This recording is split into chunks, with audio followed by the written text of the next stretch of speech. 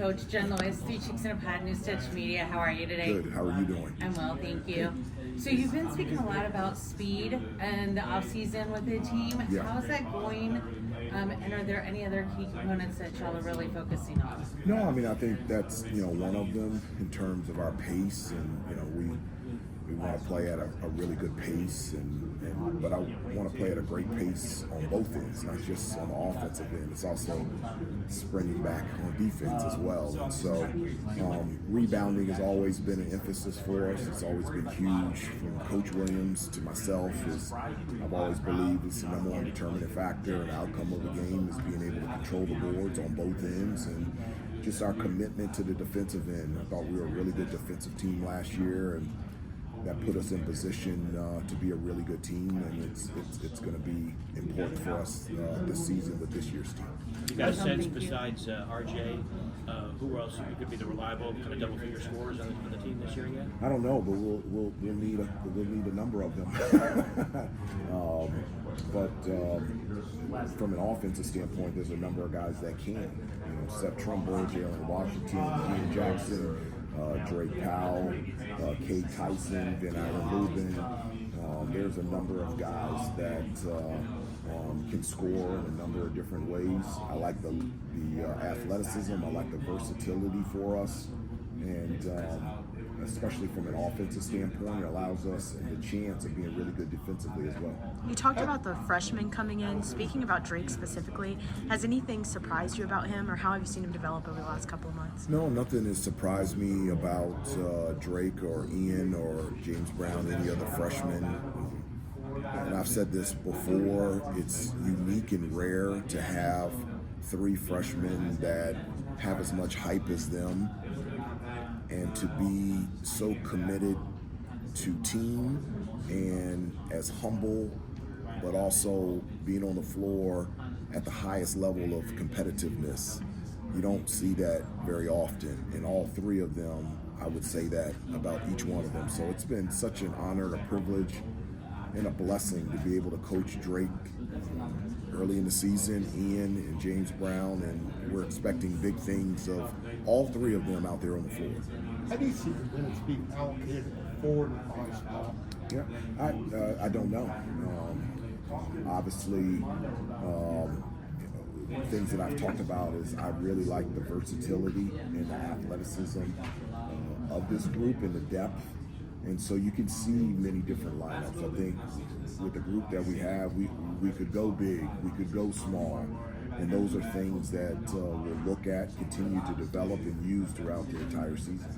What about Tyson? What kind of roles might he have? Might he play up there in a small lineup in the floor? Well, he's a basketball player, and I know that sounds generic, but it's the highest of compliment to call him that. I know people, the first thing that they think about or see is his ability to shoot the basketball. Throughout his career, he's been a 46% three-point shooter, but with his size at 6'8", he can rebound on both ends, he can handle the ball, he can facilitate, he can defend. So it allows us to move him around a number of different spots to be able to utilize his ability to be able to score, and I think that's going to be impactful for us. How important has RJ just been to the development of the program under you, and how you can have him as somebody that you can point other recruits or future players to as what you can do in the Carolina universe? Yeah, I think what RJ is doing and has done is really historical. It's one of one, especially in this area with the transfer portal and NIL. To have somebody like RJ that has been elite on the court, off the court, in the classroom, he's a first-team academic All-American, and to be able to stay at one institution for 5 years, that just doesn't happen. I didn't even know this, but I was in another previous interview, they talked about the last ACC Player of the Year to return back to college. It was in 2009. It was Tyler Hansbrough from North Carolina. And so what he means to me, this program, I can't put it into words, but I'm going to enjoy this one last year with RJ, and do everything that I can on my part to make this a memorable season for him. Coach, going off of that, just what you can say about how difficult it is to have guys that stay, that you can grow and kind of implement things with the transfer portal and NIL and all these changes. Do you feel like you can really evolve a team the way that you want to? You can. I mean, this is the way that I like to have a team. We have system guys like RJ and Seth, Elliott, Jalen Washington, Jalen Withers. Then we've got 3 freshmen. Then we've got 3 transfers. And so you have a hunger and thirst that are coming in from a number of different directions. My preference is not to have a team, and not that it's bad, but just for me, a preference of not having a team full of transfers and a team full of freshmen.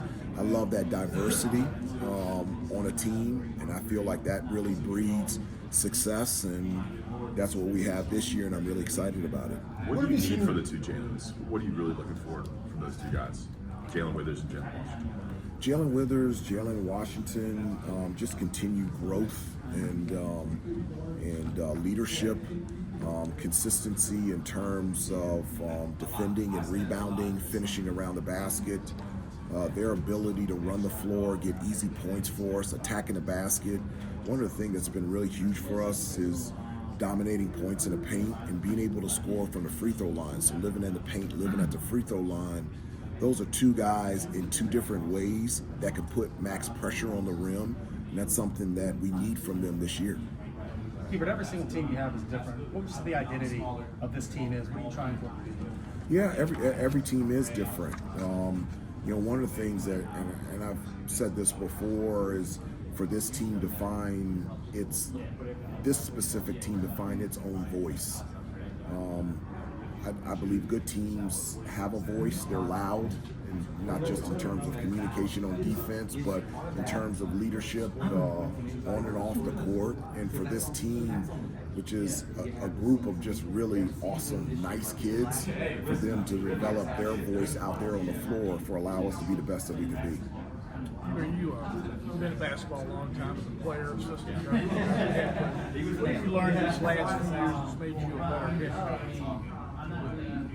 Going to the Final Four, and then a disappointment season last year. What have you learned that's made you a better coach now? Probably the number one thing is every year is different. It's just every year has a different personality. It doesn't matter if you have a number of guys coming back or new transfers or freshmen, that each team really has its own identity, and you have a foundation piece of how you want to play and what this program is going to be like, but there's also moments of being able to change, to tweak, to pivot, to alter, to fit the personality of what this team is going to be and for this team to be successful, and that's something that I've learned over the years. Have you seen enough from your team so far to kind of think, okay, even though we've lost some great players, there's enough pieces here to be the ACC championship team by the end of the year? I believe that we have enough pieces, and I'm very encouraged that we can be a very good basketball team. And in terms of the athleticism, the length, the depth, really excites me of what this team could be and what this team could look like. And I'm really excited about it. Hubert, how do you maintain what Carolina has always been about as a program in this era where a whole lot of different things were pulling in kids?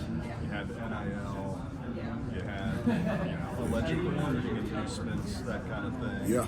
You guys have been about different things, I would say, historically. How do you maintain what you want to be? You maintain it because it's not changing. It just is what it is. Carolina's Carolina. I've experienced it. I've gone through it. I believe in it. It's proven that it works. And as long as I'm head coach, that will never change. I know there's other factors, the transfer portal and NIL, the involvement of agents. That being said, Carolina's Carolina. The foundation of this piece, of this place, will never change.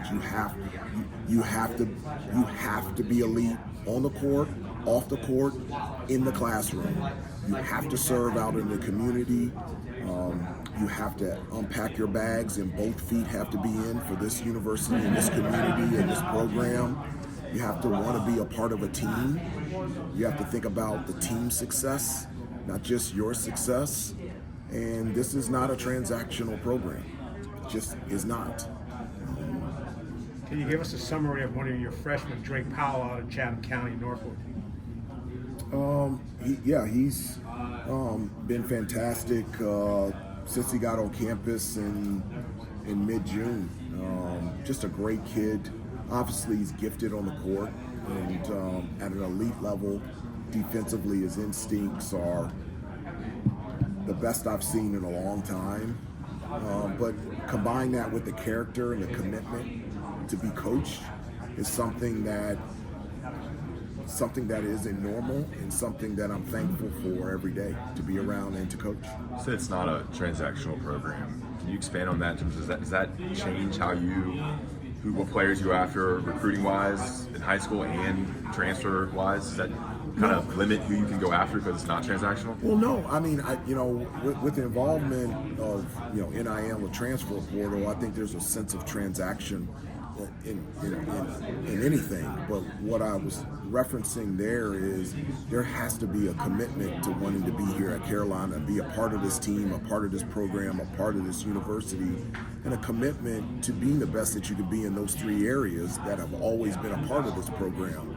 And so as long as recruits, whether it's from high school or from the transfer portal, have a deep desire and a passion to be a part of this place alongside everything else that's a part of college basketball, I'm fine. But just to come here just because of that, apart from diving yourself into this program and what this place is about, it's just something that just won't happen here. Is it tougher to find those kids that you're describing? And I know Carolina is what it is. A lot of people always are going to want to. No, it's not. It's not. I think it's harder for the recruit because they have more voices in their life. It's not harder for myself. I think it's harder for kids when you have more voices in your life giving you advice on what to do and where to go. I think it's harder for them. For 18, 19-year-old kids, I think it's more difficult for them. Good morning, Coach. Good to see you, by the way. Good to see you. Thank you. Is there anything particular at all that maybe you are seeing out of Ian in a very small window that, maybe you didn't realize that maybe he had, I guess, in his bag or what have you, that's kind of been surprising or anything, right?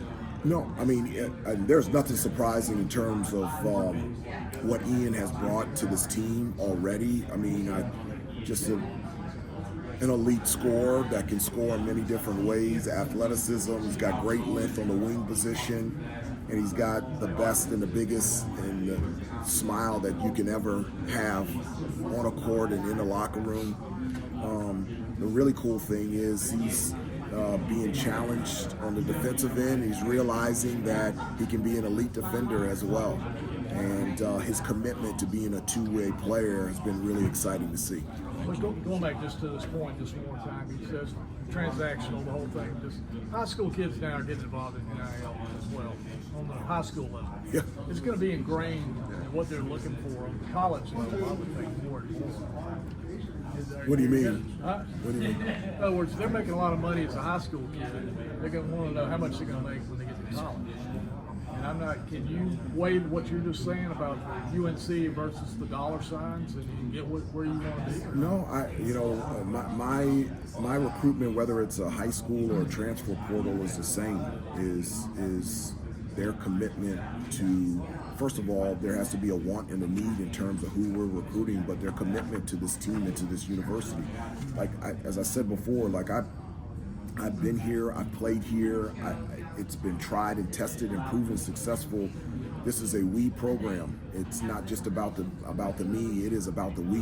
And those are the type of conversations that I have with recruits, whether it's from the transfer portal or high school. There's a number of conversations, number of relationships built there to make sure that it's a place that, or as a recruit, that is bought into what this program has been about and what it's made successful. And so even though there's other factors in college now, the message, the relationships, the conversations have stayed the same in terms of the fit and the commitment to being a part of this team and a part of this program. Hubert, RJ obviously had a decision to make after the season. How did you handle that period following the Alabama game through when he decided to announce he was coming back? Was there anything you learned from having done it with Armando the year before that you could apply during that process? It wasn't anything that I learned, but it's the same approach that I took with Armando, that I took with RJ, and I take with everyone else. What I want is I want all of our players to absolutely crush it here, and then I want them to crush it in the NBA. And I'm a little bit different than other coaches. I just don't want our guys just to get to the NBA. I want them good enough to where they can stay there. And so RJ, after a historic season, put himself in a position to consider going to the NBA. My conversations with him is whatever he decides, I have both hands up and I have 100 full support. So obviously it's great having RJ back, but if he went to the NBA, my hands would have been up, and I've been one of his preseason games and giving him a hug and telling him how proud I am of him.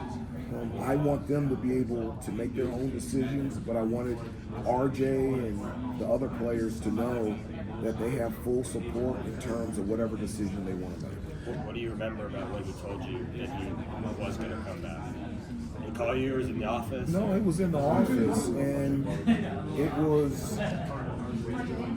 it was a conversation, you know, because RJ and I have known each other. I was the lead recruiter for him, so I've known him since he was 17, and it was just a conversation in regards to what he was thinking, where he was leaning, and the decision of whether to come back. And it was a really good upfront conversation. I was happy, not because he was coming back. I was happy because I get a chance to be around him again. I get to coach him one more year. It wasn't, ooh, I got RJ back. Wow, that's awesome. But I can run, what can I run? You know, this is what he can do for us, you know, in terms of wins. It was like, wow, I get a chance to be around him. Just like Armando, man, I get a chance to be around him one more year because, gosh, I wish I could have been around Harrison one more year, or Cormac, or Pax, or Brady. And so that is where my happiness was coming from. That I get a chance to hang out with him one more year.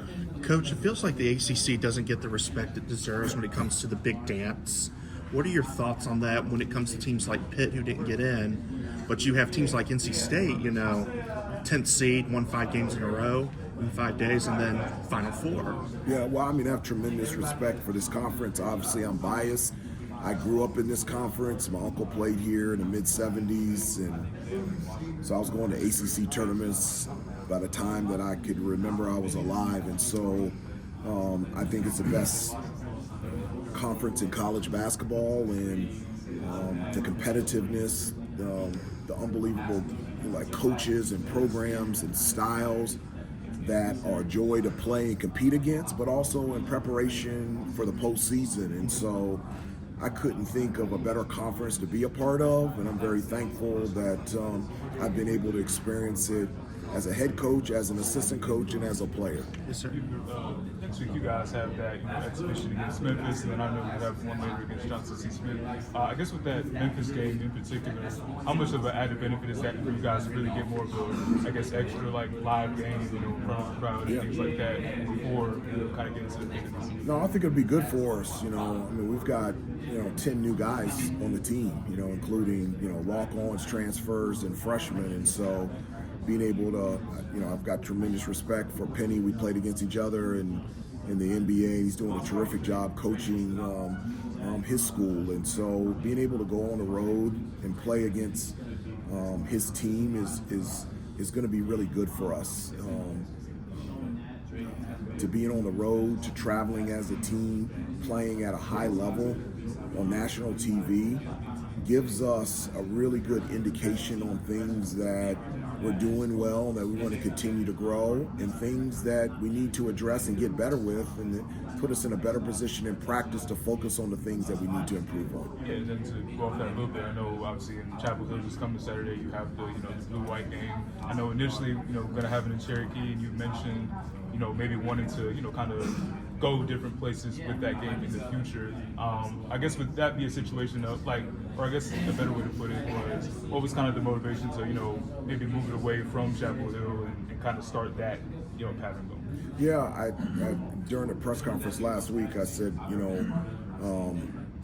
when I was in school, at the end of the season, we would do a lot of barnstorming events, and we would play a number of games throughout the state of North Carolina. And I still get people today talking about those times of being able to see Carolina players just play up close in their local high school or auditorium, and it gives our chance and gives our program an opportunity to be able to do that throughout the state now. And so that's something we were supposed to go to Asheville, and I'm glad that we're doing the game in Chapel Hill, and all the money towards that game will go and help and relief for the people in Asheville. But I'm looking forward to next year going a number of different places. I think it's good for our guys. I think it's good for the state. And it's something that we're excited about growing and seeing how it evolves over the years. Coach Davis, you talked a lot about Elliot Cadeau's improvement over the summer. Can you talk a little bit more about that? Yeah, it is. He's just, when you guys see him, he's just, and last year he was really good. Just much different player this year. His leadership, his maturity, obviously as a gift to be able to distribute and pass the ball and create offense for us, but his ability to shoot from three, his confidence, how hard he's worked over the summer to improve in that area defensively. He's been one of our best defenders and most consistent in practice, and I just love where Elliot is. It's nothing new, but it is new. With so much that has changed in college, you don't get to see the natural progression of growth from year to year because of the transfer portal and NIL, and just the growth in Elliott from freshman year to sophomore year it's been really fun to watch. You're one of only 4 coaches, current ACC coaches, to have a winning season in your first year in the league. Why is it so difficult for a first-year coach in the league to? I think it's difficult as a coach. This league is, it's just a really tough league, and I mentioned before, obviously historic and legendary coaches, but different styles, different programs make that extremely competitive. And I don't care if it's your first year head coach or you've been in this league 20 years. I think it's a conference that is in a good way challenging and competitive every year, that allows you and prepares you to become the best team that you can be, and if you get into postseason, it prepares you to go long in the off season. With Kate Tyson, the biggest change with this being the last year of COVID seniors, what do you see as the biggest change next year? Yeah, I didn't even mention that in terms of NIL, the transfer portal, but the extra COVID year. That's something that I think hasn't been talked about enough, is how much that 5th year has meant to us, to other programs. And it'll be interesting to see the difference and the impact in regards to the transfer portal, not having that 5th year and those 5th year players, those older players. Having Cormac and Harrison and Pax and Armando for a 5th season, Brady Manick, and now RJ. Having older guys that have been there before, having that experience, it really has shown that it puts you in a position to be successful. Coach, like usual, the non-conference slate is pretty beefy. Yeah, it's always beefy. That being said, is there a particular, whether it be team and or matchup specific, that you look forward to seeing with who's on the slate this year? No, I'm looking forward to everything. It'd be exciting to for the challenge of going to Allen Fieldhouse and playing Kansas, but having Alabama for the SEC, ACC Challenge, UCLA for the Champions Classic, Florida for the Jumpman Classic. going out to Maui with UConn, Michigan State, Iowa State, Auburn, Dayton, puts us in a position to really compete against the best in the country. And at the beginning of the year, all teams want to be the best in the country. Well, in order to be the best in the country, you got to play the best in the country, and that's what we're doing, along with the best conference in college basketball, which is the ACC. Thanks, Coach. Thanks, everybody. We've got to get him to the next stop. Yep. Yeah, thank you. RJ, set.